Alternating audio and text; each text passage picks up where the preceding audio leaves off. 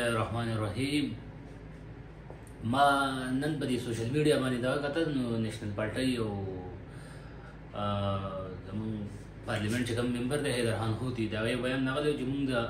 18 غنټو لوډ شیډینګ خلاف دغه کوو، احتجاج وکړو. نو زما خاص کر نېشنل پارټي والته دغه دی چې یاره بھائی بس د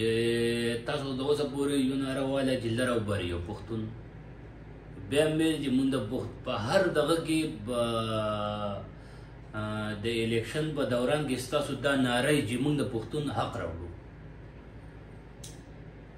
نو که تاسو خیال وکړئ د عمران خان په حکومت کې په ټولو اټو عهدو باندې پښتانه وو، تاسو دغه پښتنو ملګرتیا ونه کړله او د هغې پنجابي ملګرتیا هم وکړله چې کوم پنجابي خلاف ته کمپین چلې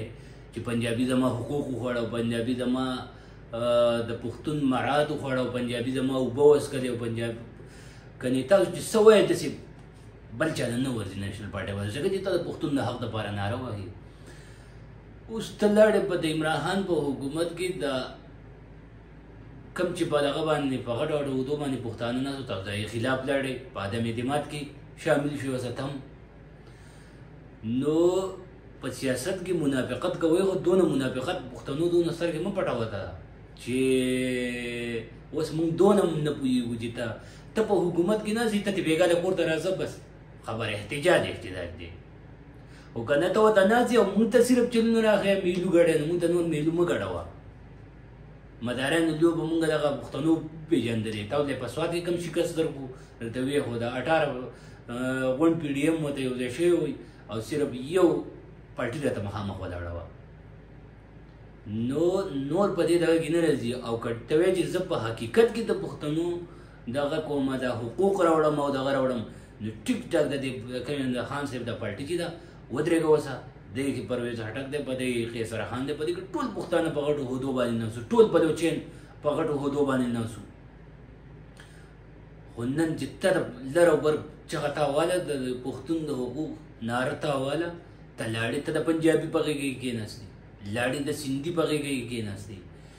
نو بھائی بس د نېشنل پارټۍ والا خپله بیانیه بدل کوي زموږ دغه بیانیه باندې ستاسو نور کار نه کېږي.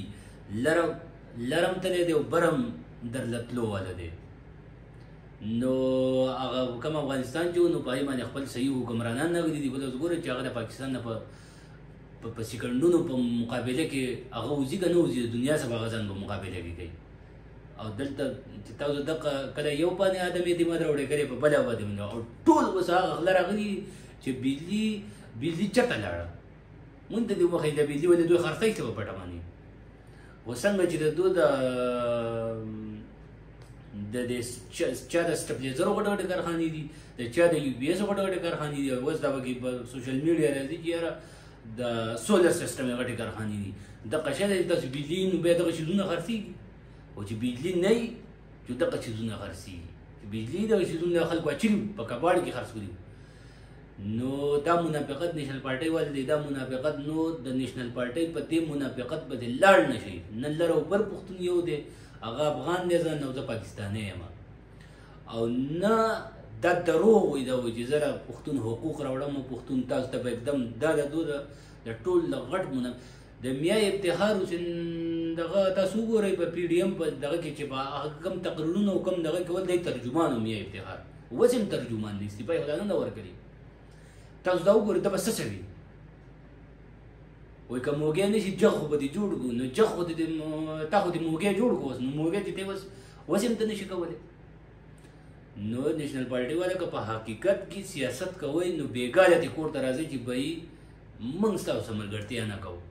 ځکه چې موږ په اپوزیشن کې ناستو نو بجلي او پېټرول او هر څه په نارمل پوزیشن روان او چې تا رالې دنیا دې ورانه کړه ملک دې پته نه چې کوم طرف ته روان کړی دی. نو زما پښتنو ورونو په دې باندې بس د نېشنل پارټۍ په دې سیاست باندې تاسو یو دغه وکړئ د پي ډي ایم په دغه کې چې د